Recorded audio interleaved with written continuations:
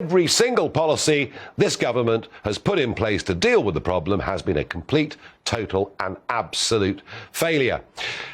But there's something else going on in this country that I find really very, very alarming, even disturbing.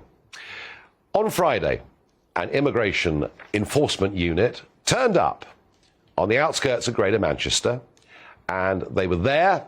They went to a restaurant where there were two suspected illegal immigrants working in the restaurant. And what they were met with when they were seen in the area pretty much immediately were a series of tweets going out saying, "Come, please, and support." A group who call themselves Stand Up to Racism. And those of you that are watching this on television can see people sitting around the enforcement van. They turned out at short notice in very, very quick time. I mean, I'm surprised they weren't all at work, really, but there we are.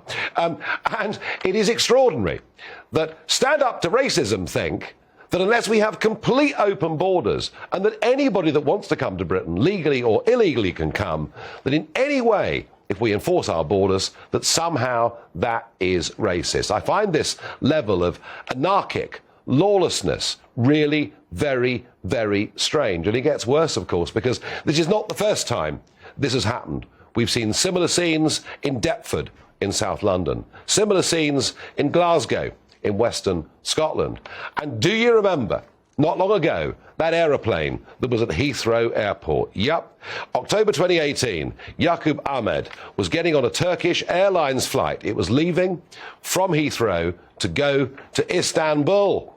And the plane all stood up and started shouting how wrong this was. And the man himself was screaming about being separated from his family. And in the end, he was taken off the plane. He wasn't deported to Turkey. And all the people on that plane must have felt how good and virtuous they are. Well done, all of you. What a wonderful group of people you are. That individual had been convicted as a gang rapist who'd attacked a 16-year-old girl. And yet, there are forces in this country that think we want as many people like that as possible to come and live here. Frankly, I think the whole thing is a disgrace. I think these people have lost their minds, but somehow, behind it all, are people, almost a new enemy within, that would like and seek to destroy everything we've ever stood for as a nation. Happily, they are a tiny, tiny minority. Now, I'm still studying the Albanian situation.